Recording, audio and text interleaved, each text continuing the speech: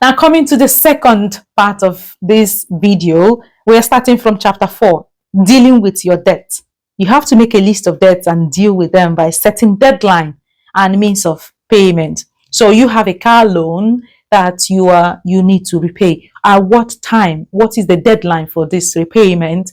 Let's say the deadline is December of 2025 and my car loan is £3,000. How am I going to pay for this? So I have 6 months left to pay £3,000, which means I have to be remitting £500 every single month. Now, how do I pay for this? Now, if you've checked your net worth, if you check your all these things that we've mentioned from chapter 1, and you know your liabilities and everything, you've checked your you've checked your basic needs, and you have a certain percentage you allocated for your basic needs, and it doesn't fall in. And this is when you have to think about overtime, because most times we do overtime without even having a plan in place. We just do it for the fun of making more money without having an idea what we need overtime for.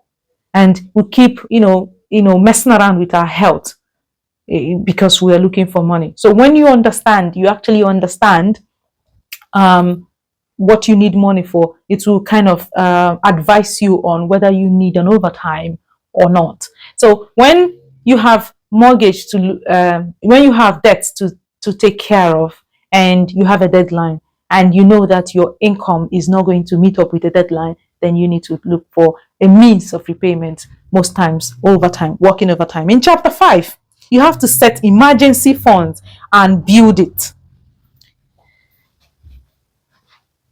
Calculate how much it costs to live a basic life. This is what emergency funds look like. I've said it several in most of my videos. Calculate how much it costs to live a basic life. Your shelter, your food, your bills, your transportation monthly. How much does it cost you? Let's say it costs you £1,000 to live monthly. Of your basic needs, it costs £1,000. Now you need this amount for 6 months. You need it saved for 6 months, and that should be like 6,000. So you should have 6,000 saved in your bank account or as an emergency pot. And I usually recommend that you put it, but I don't recommend because I'm not a financial advisor. What I mean is, from my journey so far, building an emergency fund is much important if you put it in a savings account that has high yielding profits. This is not for investment. This emergency fund, you don't need it for investment. It has to be saved where it can be easily accessed. Okay, and usually you have to save it in a high interest savings account. In chapter 6, I learned to set money goals according to the vision of the type of life I want to live. Oh God, you see this chapter 6, I love this chapter 6 so much. Like, everything about this chapter is only when you read this book that you understand what I'm talking about. So in the exercise that she gave, she said, write your vision statement, your short-term and long-term goals. Why I love this chapter so much is especially the conversation that Shola had with Zuri in the plane when they were going to Benin. There's so much lesson to take home from that conversation. Shola asked Zuri, what is a perfect day for you like? Ask yourself, what is a perfect day for me? Like, if I wake up from sleep now, where do I want to wake up from? What will I do when I wake up? When I wake up, do I want to wake up in a flat or in a mansion or in a castle? Where do I want to wake up from? Like, when you wake up in the morning, where do you want to see yourself? And when you wake up, what do you want to do? Do you want to pray? Do you want to meditate? Do you want to exercise? Or do you want to do the three of them?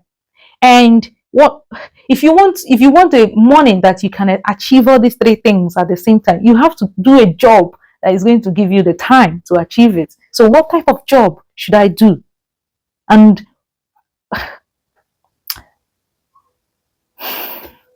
it's so beautiful.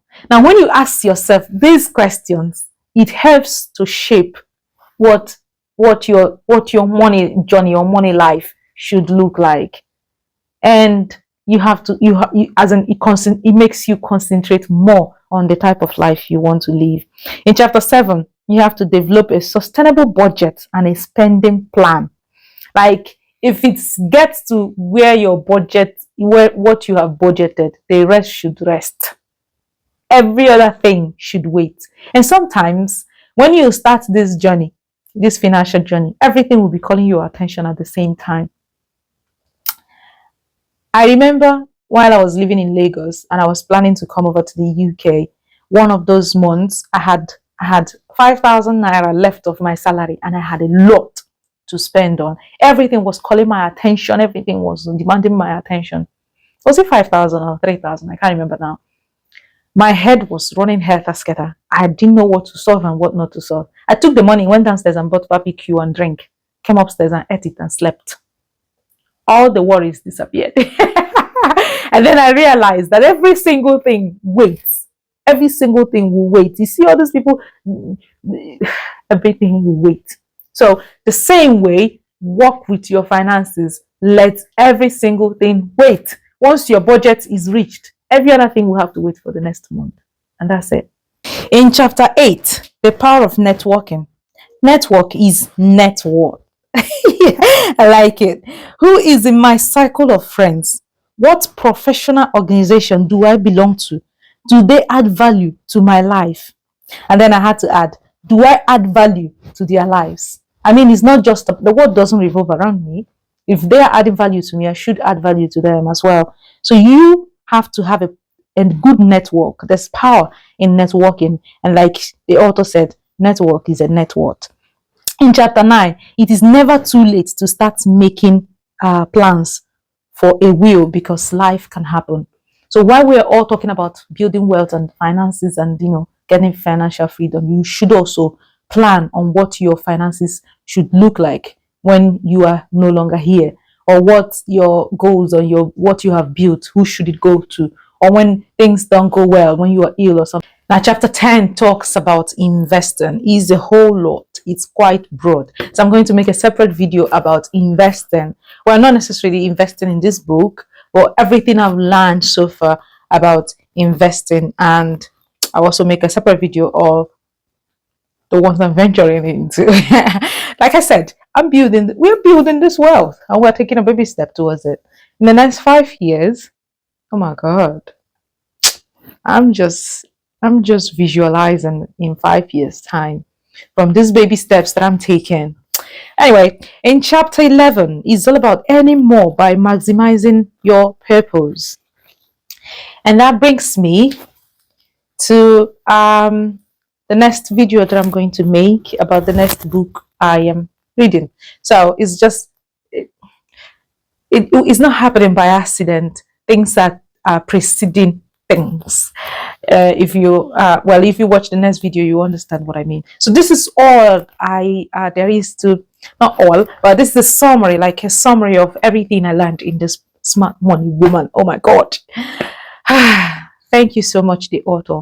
This book is changing my life, and I am so happy about it. I think you should join me. You should join me in this financial journey. You should join me. Take baby steps. Let's take baby steps together. All right. Thank you very much for watching, and I'll see you in my next video. For now, stay with my love. Bye.